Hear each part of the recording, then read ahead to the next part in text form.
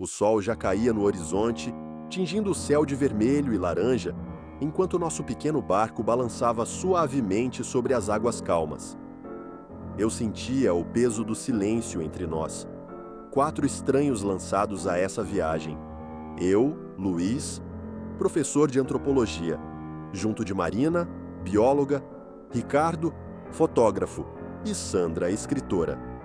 O motor murmurava baixinho, quase um sussurro, mas no ar havia algo estranho, um aroma que misturava a maresia ao cheiro sutil e incompreensível de terra queimada.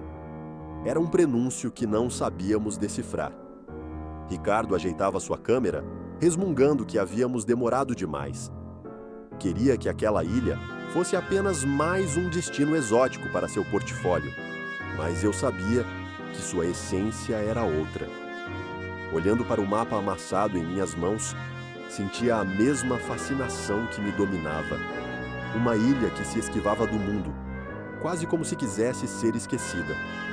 Marina, por sua vez, recordava o que os moradores do vilarejo próximo ao nosso ponto de partida comentaram. A ilha era falada em sussurros, como quem teme atrair atenção indesejada. Diziam que quem chegava jamais voltava o mesmo. Sandra, nervosa e tentando aliviar a atmosfera, riu, chamando aquilo tudo de coisa de filme barato. Mas um vento frio balançou o barco. O céu vermelho ganhou uma tonalidade púrpura estranhamente viva. E o calor abafado que nos envolvia parecia um aviso. Quando finalmente pusemos os pés na ilha, o silêncio tornou-se uma presença quase palpável. Descemos num pequeno cais de madeira podre. O ranger das tábuas quebradas parecia ecoar na noite que se encarregava de nos engolir. O som das ondas quebrando na costa se misturava ao farfalhar das folhas secas sob nossos pés, enquanto uma trilha se abria à nossa frente, serpenteando para dentro de uma mata densa. As copas das árvores entrelaçavam-se tão firmemente que formavam um teto natural, bloqueando todo o resto do mundo. O ar não era apenas quente, estava sufocante, opressor de um jeito que me fazia engolir em seco a cada passo. Não havia insetos, não havia qualquer som de vida selvagem, apenas quietude. Tentei checar meu celular, mas nada. O mundo real parecia ter se desligado completamente. Estávamos desconectados, isolados em algo muito maior do que nós.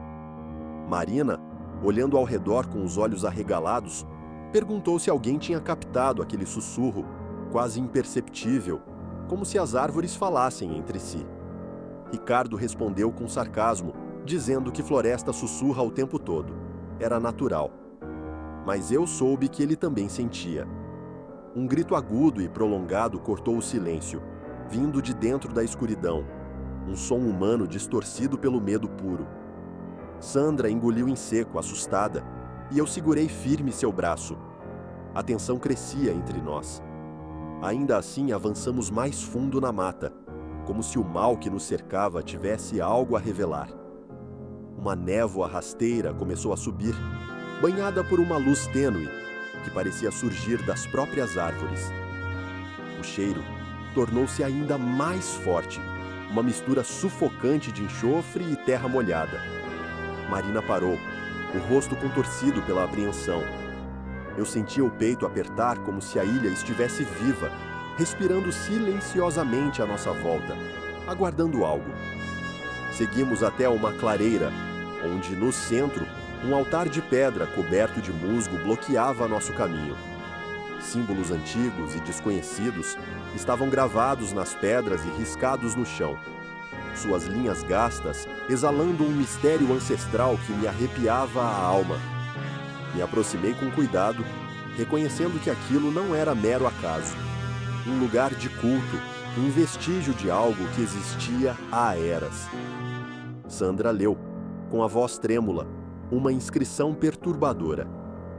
Não despertem o ancião do abismo, ou quebreis o silêncio dos sussurros. E naquele instante, um calor abrasador pareceu subir do chão, queimando nossa pele. Marina gritou, a dor cortante nos forçando a recuar apavorados.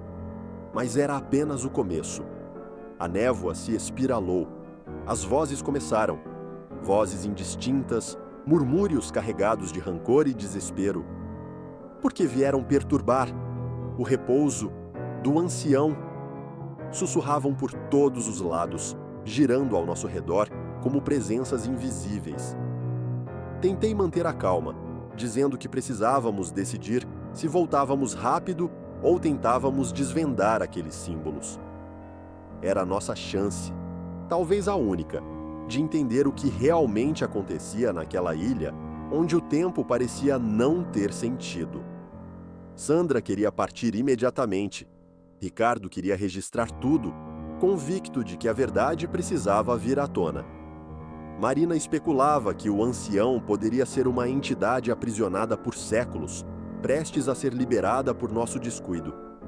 Finalmente decidimos ficar e buscar respostas. Toquei um dos símbolos e uma dor lancinante irrompeu em minha cabeça. Vi imagens desesperadoras, vozes de vítimas perdidas e loucura se enroscando em minhas ilusões. Sandra não suportou e pegou uma pedra, lágrimas nos olhos, chorando que aquela maldição era real e mortal. O altar começou a tremer. Rachaduras se abriram sob nossos pés e os sussurros viraram rugidos subterrâneos, vibrantes e ameaçadores. Nuvens escuras cresceram de repente no céu. Uma névoa negra rastejava como um ser vivo, sufocante.